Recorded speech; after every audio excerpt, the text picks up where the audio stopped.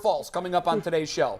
Browns defense versus Chargers offense. That's going to be our big discussion today. Some numbers as we dive off. The Browns defense, scoring, they're 12th. Rushing, they're 17th. Passing, they're 13th. This is as mediocre as a defense can be. But when you look at the Chargers, this is one of the most odd ranks I've ever seen for an offense. They are number one in passing. Mm-hmm. They are dead last in rushing. I mean, you talk about teams trying to find a balance. This team, there's no balance. We're going to throw it. We're going to throw it from the first quarter to the last gun. We're going to throw it to many receivers and all over the field. Their scoring offense is 12th. How in the world do you stop a defense that is that pass happy, Bull? Well, it's obviously tough, but here's the interesting thing. We're going to need the Browns secondary to have a great game, and they're capable of it. And I thought they played their best game of the year, this past game, when the team needed them, because the front was terrible, right? The front played with no guts and no heart, and they got manhandled. We talked But it about was against Marcus Mariota. Right, sure. And they stopped passing in the second half. Absolutely, no doubt. But can we bring up this stat, because this is eye-opening, the tweet I asked you guys to put up there? Yeah, give me 1 second. Okay, so my man Cleve TA, who's an analytics guru in this town, he has this stat about EPA, which is expected point. So it's very complicated. I'm not going to go into the details of it, but it's an analytic how to break down how good any player is or any defense is. And basically, since the start of last year, the Browns have been elite to borderline elite to elite as a pass defense in quarters 1 through 3.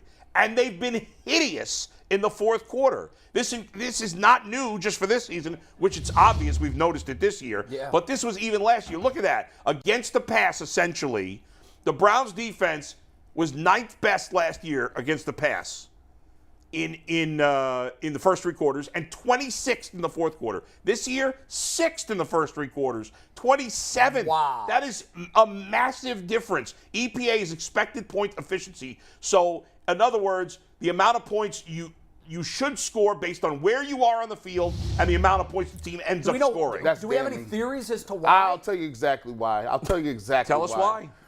It's just you guys are baseball gurus. You know, you got a pitcher. He done been through the lineup how many times, right? Right. When you get to the third or fourth time, guess what? We done all seen what Batting you had. average against goes way up. We done seen what you got right now. And guess what? That's the same thing in football. First 3 quarters, you got half the first quarter scripted. So you get into, okay, well, let's see what we do in the second quarter. You go into halftime, you make your adjustments. Every coach will tell you, when you run gassers, when you run sprints, Tyvis, what they do. They even do this.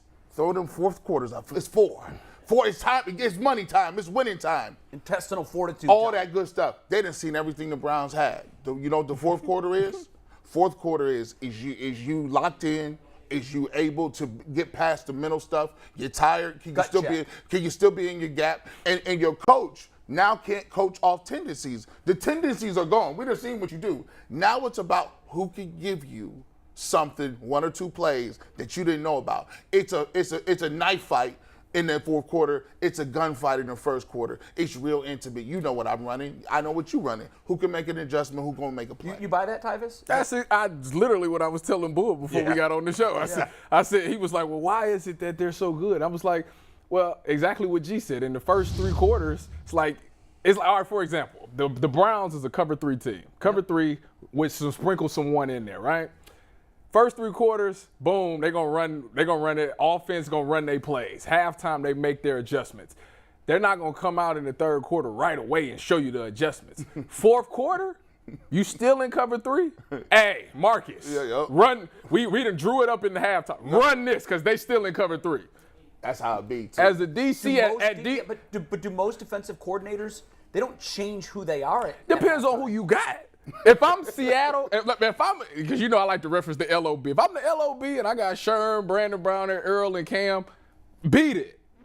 We run in cover 3 and cover 1. You're so good at it, Yeah, beat it. That's the 49ers this year. Beat it. You know exactly what we win, but you're not going to beat us. Like, it doesn't matter. We got people that's going to win one-on-one reps. Just when you think that route going to be open, Nick Bosa's in the backfield for a sec. Like that, you got stuff like that. With Or this you step in front of one for a pick six. Exactly. But when you with this Browns team at this very moment, you don't have nobody that's changing games in the fourth quarter like that. Nobody has stepped up and made a big play in the fourth quarter for this team yet. Then on top of that, now you got to go to coaching. Now I have to say, all right, we done ran cover 3 or cover 1 this whole game. Now I have to change it up. Now I have to show you. I'm going to show 3, but we running cover 2. I'm going to show 3, we running quarters. So when they do run that play that they drew up, Marcus Mariota's looking like, oh, they look like they in 3. And they run the 3 beater, and now you running quarters. Boom, it's an interception. So what do they do to fix that? Well, they're going to have to switch it up in the fourth quarter. Are they capable of doing that? Yeah. But why if it was a problem last year, clearly, right, and it's maintained the problem this year, so now we're going 21 games of a sample size. I mean, not that they were necessarily bad in every fourth quarter, but over the 21 games, they've basically been terrible in the fourth quarter. Why haven't they already done that, you think? If Cleve TA figured out, we've got supposedly the best analytics guru on the planet, I'm told. Ego. He can't figure that out? It's ego and awareness. Because it's intoxicating to say this. Everybody says it. Guys, we were 1 or 2 plays away. You take away that fumble, you take away that block kick, you take away those busts. We win this game by 20. They definitely do Every this. team in the NFL say that almost every game. They definitely go. If it wasn't for that one guy that got up into the presidential box at the Ford Theater, history has changed, and Lincoln is, come on. If JFK didn't have a roof on that day, if he wasn't in a drop top. Well, this would if we had our starting D-line and linebackers. Still there. Yeah, he was. If the hurricane didn't hit Fort Myers. Right. Just saying. That's what it is. You look at it and be like, this. We have an if defense. This game right here is if we didn't have our defensive line and linebackers. It seems to be an excuse. Well, we're going to break down the play but later. another point that Tyvis made before we came on, before we break down that specific play. Is there's no leadership, is what I was saying. There's a lack of leadership because your 3 veterans, Walker, Myles, and Clowney, were all out. But I need Ward to be a leader. You missed me, Spaz. But that doesn't help. You went off? Oh my! Listen, I've been on this show. He was intimidating Anthony. They were scared? Yeah, I've been on this show, and Dial into that right now. I want to see that. I can't because this is a family show, and I get explicit. So this is the thing. I've been calm about the coverage buzz because you convinced me you were 1,000% sure it was going to be fixed. Listen, I'm so calm about it because that's literally a simple conversation. It's literally hey, that hasn't happened yet. Hey, bro, hand signal, something like that. The one thing that I don't tolerate is that fourth quarter, them running the ball 10 times. Physicality, right down our throat. That's something that you can't coach. That's something that you can clearly see that the leaders was gone on that team because nobody stood up and said anything. Dragged 15 yards downfield. I don't care if you got to blow a timeout. You have somebody on that defense has to, huddle it up. What is going on, bro? Like they're running the ball down our throat. Somebody step up and make a play. This is ridiculous. I'm not about to stand out here and get my butt kicked like this. Somebody whoop somebody and make a play. Nobody had that going on, and it was clear. They literally seen a bunch of young guys, and there was some inexperienced guys on that defense, and they took advantage. That play caller for the Falcons literally took that play shift. She threw it to the side and said, we running the ball because they can't stop. And there is not a call you can call as a defensive coordinator that can stop that. That is heart, will, and determination, and I did not see it from the Browns. And if they're going to play like that, we going 2-15 for the season. If they had flat out. Nobody said it. That's right. And if Joe Woods let them come off the sideline and he didn't say nothing, he should be up out of there too. Fire the whole defense. And y'all wanted me to say it? Fire everybody on the defense because there's no passion. And if you're gonna you're from Cleveland, you can't put that type of stuff on there. We don't even do stuff like that. Like you got to play with heart out. Everything that in Cleveland, you get it out the mud. That is a Northeast Ohio thing, and I don't see it. Like they don't fit the mold of a Cleveland team right now, and it really upsets me. And I'm sorry that I'm going off on this rant, but it needs to be said. Well said. My fault. Clip.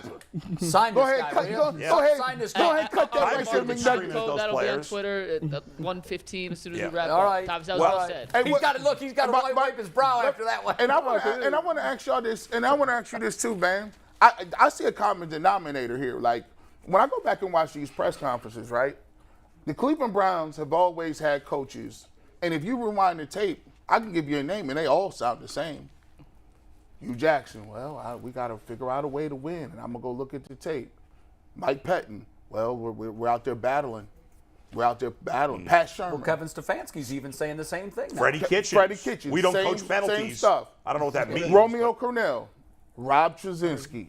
All these. Stop! I'm getting PTSD. You want to keep going? Listen, I can go even go back to what's the dude? The first guy who was the expansion team coach. Was it Palmer? From from Miami. Chris. Chris. God. We've all forgotten his name. How about that? We forgot. And if you look I at wanna say Palmer, Mangini too, but was it's a not hard Palmer. ass, and he didn't do anything either. No. Mangini sat up there and was the worst. Well, guys, I find people for water bottles, and I don't know if I have any talent because I just, got our guys are in the positions.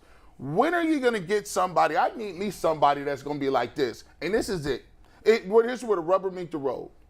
My coaches and the coaches I grew up with, Tom McDaniels, all these guys, right? They'll say, look, you miss an assignment, you might not never play no more. And this is in practice or scrimmages. It ain't like you can bust and then come back and say, we got to just do it. We'll get it done next time. Then you come back the next week and bust and do it. Well, at the end of the day, Chris Palmer. Chris Palmer. When is he going to say to them, hey, I might need to put some of these backups in because my guys ain't doing what I need to do to prove a point? Here's what gets scary. We're going to break down the play. We've got our human easel who's coming out onto the set. It's the Earl bigger is going to one. hold the chalkboard. It's the bigger The one. whiteboard. Oh, you need the big one? That's go with what the that's giant what that's what Mike told me. It don't You matter. can use the second biggest one. Okay, for this. yeah. All right. we good. Before we start that, I went and looked. So, as you know, the defense is broken up into 9 quadrants when it comes to the passing game in terms of stats. I wanted to see where, like, when you're trying to figure out how you're going to attack this guy. So, where's his weakness? We want to force him to do what? He registers hot in all 9 of the quadrants. We're on fire. That's like in baseball they break the strike zone down into 9 quadrants, and then the blues are the cold zones, the reds are the hot zones. I looked at his chart and everything was fire. That's true. He throws the ball deep, outside the hashes, down the middle, in the middle of the defense. He's hot, and a short hot, and he spreads it around to every pass catcher on the roster will catch a ball on Sunday. Well, that's what he does. If the Browns are going to win, it's going to have to be a high-scoring game. Somewhat. Last year and they're going to have to run 47-42. clock with the running game. And as I said yesterday, the Chargers' run defense is hideous. All of that being said, somehow the Chargers' scoring offense is only 12th. They're only averaging 23 points a game. I know that they had a terrible game against Jacksonville. They had a bad game against Jacksonville. He was hurt. Yeah. So Herbert was hurt. So. Yeah. And they have played the Chiefs on the road and some other teams. Yeah. They played a decent schedule. I just hope they can keep them to 20. If they keep them to 23 Sunday, I think the Browns can win the game. All right, Tyvis, break it down. What here play? for us. Now this is the 43-yard busted coverage in the fourth quarter. Yeah.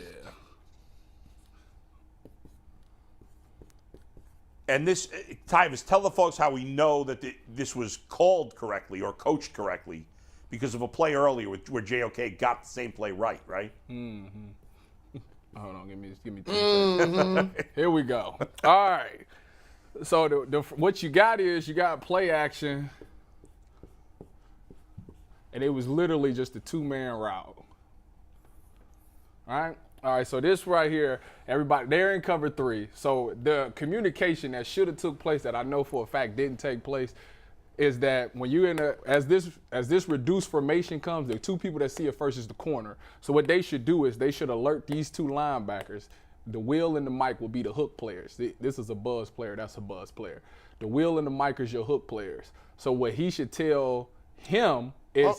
Can you go back and explain to them what a buzz player is? A buzz player is a guy who's got his responsibility is 8 to 10 yards to and through the numbers. If the quarterback's looking his way, he pushes through the numbers. So he's buzzing out here. This guy's buzzing out here. Basically, they have anything that's in the flats. Gotcha. These 2 is hook players. Gotcha. So on this play right here, this corner, this the communication. This is that advanced communication right here. You would say, if I'm playing off, teams run reduced formations to get the corners to play off because we press a lot. So if in a reduce, you can't press a reduced split. So this corner should have told the Mike, hey, reduce split, alert the over route. So that means that if he runs this deep over route, he'll know to pick it up. This corner can drop it. He should have told his Will, hey, reduce split, alert the over route.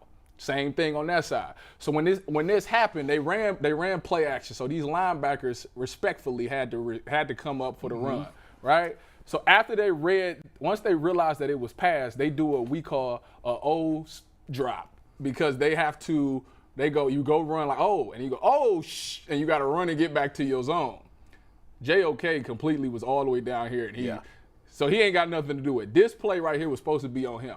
The reason that this guy didn't make the play is what DeQuail keeps telling us. It's like these guys don't pay attention to zone. They're not matching their routes in zone. So he gets back, which his responsibility is 10 to 12 yards, 1 yard outside the hash. He does that, but the problem is he never takes his eyes off the quarterback. He should have ran and looked for this route. And that was Jacob Phillips, Yeah, right? it was Jacob Phillips. If he would have ran and looked for this route, he'd have ran right up under. He was just lost but on he the play. Literally, he ran up like this and started backpedaling and never looked to see this route coming behind him. But like I say, if he start with some pre-snap communications, this corner could have alerted him.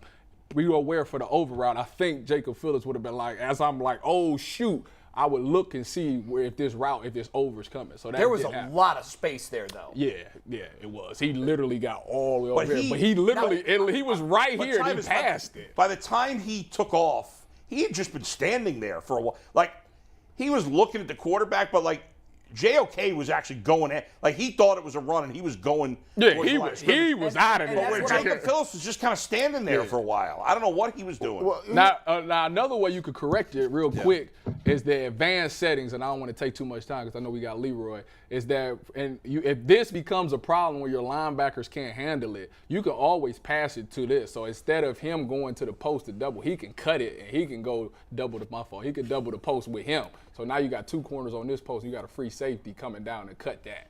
That's another way you could do it because this is an over route. So you would alert the over, boom, you drop it, and you go to the post. And Tyvis, as you know, that's advanced though. As you know, these deep over routes is so prevalent today. This is the cover 3 beater. That's it. For a cover 3 team, you're literally getting that. Or you getting that because these linebackers get so locked in on the run that this goes right over. They're literally the only people that can make the play. Tyvis, were they locked in on the run so much because this Falcons had done? This was the fourth quarter. They've been running the ball all game. Basically, they cheated. They snuck up too far. Yep. And that's how you can beat a team with the pass after you've established the Browns do it all the time.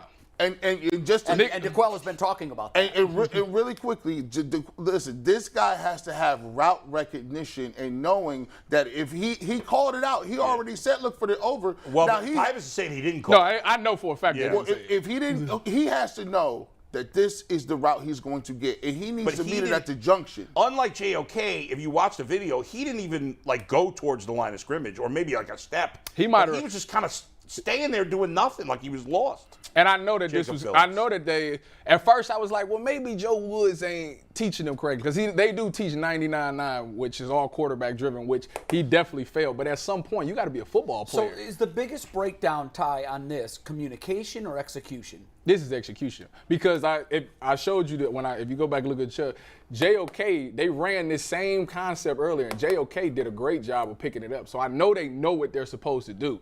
I think that I don't know what he was doing. Like he literally just got locked in here and he didn't recognize the routes. At some point you gotta turn around and see what's behind you. And Herbert's got to be salivating over this. Oh, probably. Right? But that's why I said to answer our question, we got to run man probably 70 snaps because we can't. Our guys will be exhausted.